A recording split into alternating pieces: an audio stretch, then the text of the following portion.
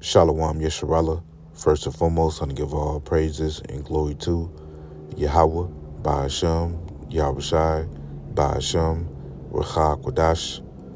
Double honors to the apostles and elders of Great Millstone. Peace and blessing to those La'akim that's preach the word in all truth and sincerity, alone to Israelite foreigner brothers that like the heathens. But the line of outside goes back to the nation of Israel, which nation of Israel are you so-called Negroes, Latinos, and Native Americans through the prophecies and curses of Deuteronomy 28 chapter and throughout the Bible. So this is Brother Yakal Ahmad for the branch of Great Millstone LA camp back on the video. And today's video will be entitled, Wisdom is Better Than Strength. I'm just going to go on some precepts and Lord willing, you brothers and you sisters out there be edified through the spirit and power of Yahweh Shemon Shai. And I'm going to start off in the book of Ecclesiastes chapter 9 and verse 16. And it reads, Then said I, wisdom is better than strength. That's right. Because the wisdom that we have is way more superior than physical strength.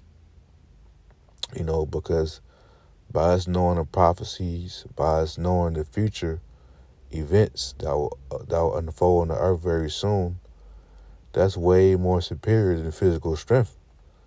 Which physical strength has its, benefits. It's nothing wrong with being strong physically, but being strong mentally, spiritually is better than that, because when Jacob's trouble come upon the earth very soon, a lot of these men that's physically fit, that look like, Tookie Williams and, that's got muscles upon muscles, all these guys, they're going to fold in that day because they're not strong mentally, you see.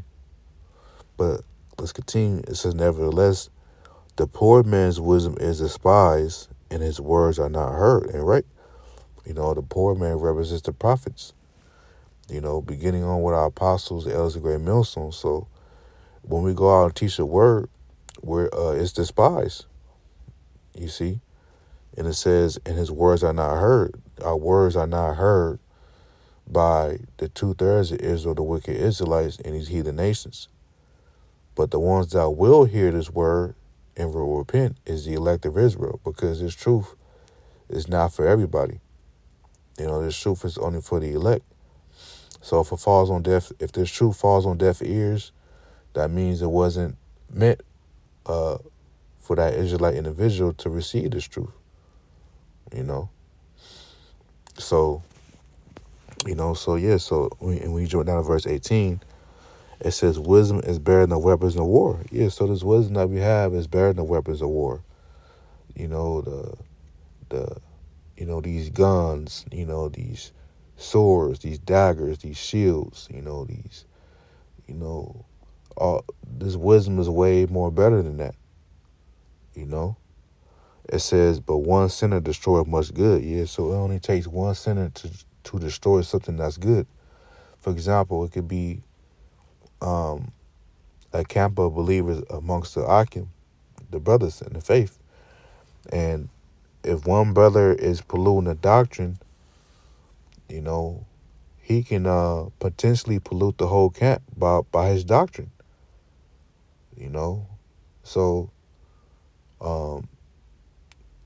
So you're supposed to rebuke that brother and correct that brother. Hey, brother, you going off.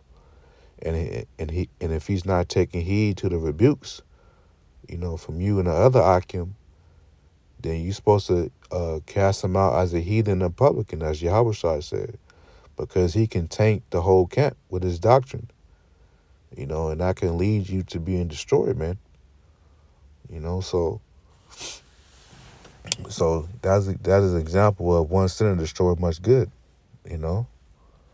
and when you go to Ecclesiastes 7 and 19, and it reads, wisdom strengthened the wise more than 10 mighty men which are in the city. Yeah, so this wisdom will strengthen the wise, the wise men, because by us trusting in Yahweh Shemosai, because these people that's physically fit in this world, which once again, it's nothing wrong to be physically fit, to be in shape, to be strong. It's nothing physically strong. There's nothing wrong with that. It's actually it's good to be like that. But a lot of these people that's like that, they tend to trust in their own strength. They think that having them being strong physically, they'll be able to deliver themselves out of dire straight situations. Which that's not the truth. It's the Lord that delivers you from situations, man. Not through your own will, not through your own strength, man. And the ones that have wisdom of the scriptures, they will understand that. They will understand that they will put their full trust and reliance in the Lord instead of their own strength, instead of using their own wisdom, their own counsel. Now, is it wrong to have counsel amongst, Akim, to make things better for your situation? No, because the scriptures speak about having counsel amongst, when you do, before you do something, have counsel on it. So there's nothing wrong with that. But if it's, everything has to be in the spirit of Yahweh Shemon Shai, man. You see? So, you don't want to be these 10 mighty men that strong physically, but they have no wisdom, because they're unprofitable. So, scriptures speak about being prudent, which is being wise, like Apostle Paul said that his letters were weighty, but his appearance was, his appearance was like weak, but he had a great wisdom, man, because Yahweh Shai supped with him directly. Let's try to get that in, I think it's 1 Corinthians 10. Let's see.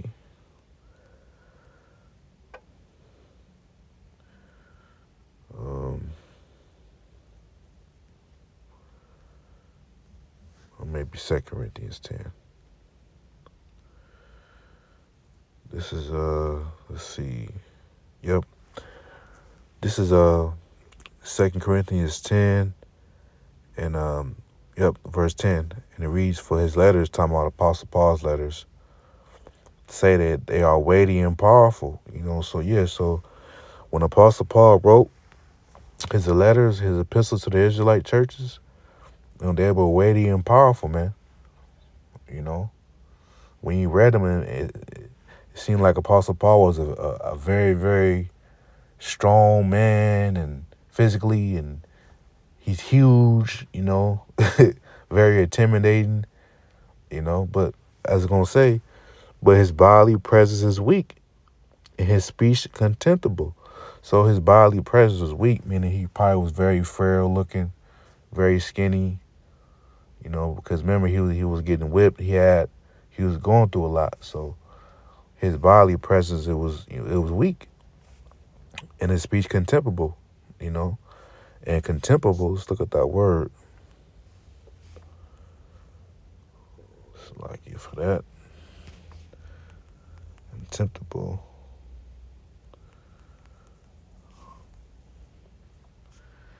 It says deserving contempt, despicable, detestable, hateful. So his speech was hateful, because remember he was rude in speech, so, a lot of people hated Apostle Paul. But, the point I want to get was that, Apostle Paul had great wisdom because Yahweh Shai supped with him directly, but his bodily presence, his physical appearance, it was weak. So that shows you it's not about the outward man, it's about the inward man. Your spirit, man. How strong your spirit is, how strong you are mentally, and Yahweh Shemosai, that's what it's about. Because we're spiritual men, we're not carnal. And when you go to Proverbs 24, verse 5, it says, a wise man is strong, a man of knowledge increases strength. So A wise man is strong mentally, you know.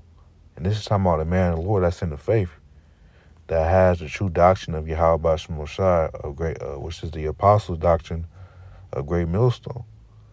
You know, so this is talking about a man of the Lord that's of the elect, that's strong mentally, man. That's fully persuaded in his mind that this is the truth, and nothing gonna go wave him off this truth, man, because he's well rooted in the truth in Yahweh Shai. And you go to when you go to Jeremiah, my last couple precepts, 9 and 23, and it reads, therefore thus saith Yahweh, let not the wise man glory in his wisdom, neither let the mighty man glory in his might, let not the rich man glory in his riches, because that's what this world pushes, you know. Wise man glory in his wisdom, for example, Elon Musk, you know, with the Tesla, you know, everybody glorifies him for his wisdom in making those type of cars, you know. And, you know, when it says neither let the mighty man glory in his might, you know, so, you know, a bodybuilder, you know, Floyd Mayweather, he glorified, and him being undefeated, and, you know, you're not supposed to glorify that, because the Lord can humble you, you know, or the Lord can make you drop dead the very next day, you know. It says, let not the rich man glory in his riches. So, yeah, you're not supposed to, you know, these elites, you know, these celebrities, they glorifying their riches, they showing all the jewelry they got, being very flashy, you know, showing their jewelry. You see Money Mayweather. His name is Money Mayweather. You know, often you see him unzip his bag and got hella cash in there. So that's you glorifying your riches. You know, so you're not supposed to be like that, right? It said, but let him not glorified in this, that he understandeth and know of me. Yes, so we're supposed to glorify in knowing and understanding Yahweh Shai, because everybody doesn't have that understanding. Everybody doesn't know the true intentions of Yahweh Shai, that he's the Lord. He's a man of war, as it says in Exodus 15 and 3, a God of knowledge. You know, he's no respect of persons. He's to be feared. The world doesn't know that, you know. It says that I am the Lord Yahweh, which exercise loving kindness, judgment, and righteousness in the earth. For in these things I delight, saith Yahweh Shai. Right? So, you know, so yeah, we're supposed to glorify and knowing the Lord, man. Knowing the Lord's prophecies, you know, knowing his thoughts. When we read the scriptures, we're supposed to glorify in that, you know, and not in our own personal accolades. You see? So yeah, I just want to make a lesson on that. Wisdom is better than strength.